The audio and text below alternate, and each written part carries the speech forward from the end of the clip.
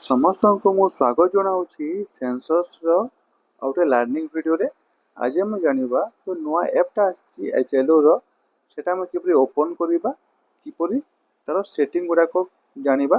ଚାଲନ୍ତୁ ଭିଡ଼ିଓଟିକୁ ଷ୍ଟାର୍ଟ କରିନେବା। ପ୍ରଥମେ ଆପଣଙ୍କର ପ୍ଲେ ଷ୍ଟୋରକୁ ଓପନ୍ କରିନିଅନ୍ତୁ। ଓପନ୍ କରିସାରିଲା ପରେ ଯେଉଁ ସର୍ଚ୍ଚ ଅପସନ୍ରେ HLO ଲେଖି ଆପଣ ସର୍ଚ୍ଚ କରିନେବେ। ସର୍ଚ୍ଚ କଲା ପରେ ଦେଖନ୍ତୁ ଗୋଟେ ଟ୍ରେନିଂ ଲେଖା ହେଇଛି, ସେଟା ଆପଣ ସ୍କିପ୍ କରିବେ।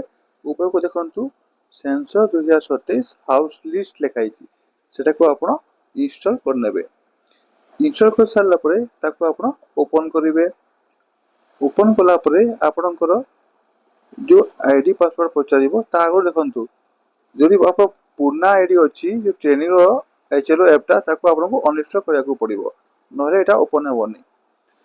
ତାପରେ ଆପଣ ଅନଇନଷ୍ଟଲ୍ କରିସାରିଲା କି ଆପ୍ଟା ଓପନ୍ କରିଦେବେ। ଓପନ୍ କରିସାରିଲା ପରେ ଆପଣଙ୍କ ଆଇଡି ଉପରେ ଫିଲ୍ଅପ୍ କରିବେ ଯେଉଁଟା ଆପଣ ମେସେଜ ଆସିଥିବ।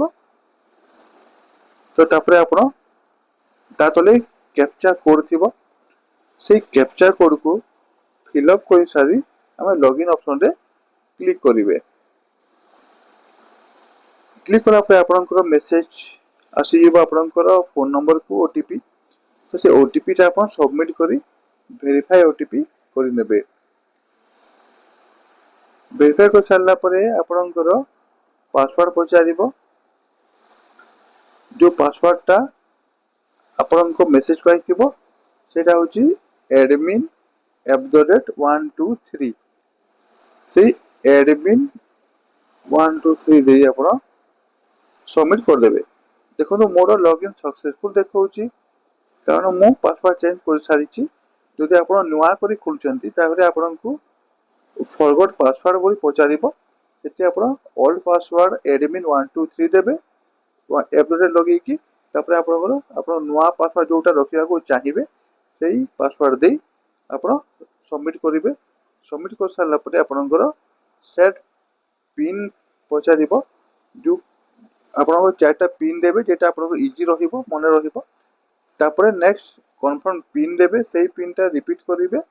ତାପରେ ଆପଣ ସବମିଟ୍ ଅପସନ୍ରେ କ୍ଲିକ୍ କରିଦେବେ କନଫର୍ମ ପିନ୍ ଦେଇକି।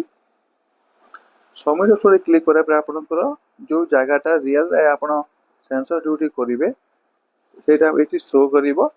ତାପରେ ଆପଣ 16 ତାରିଖରୁ ଏଇ ଆପ୍ ୟୁଜ୍ କରିପାରିବେ। ଆଜି ପାଇଁ ଏତିକି ଥିଲା। ଯଦି ଭିଡ଼ିଓଟା ଭଲ ଲାଗିବା ତ ଆପଣ ସବସ୍କ୍ରାଇବ୍ ଲାଇକ୍ କରିଦେବେ। ଆପଣଙ୍କୁ ଧନ୍ୟବାଦ।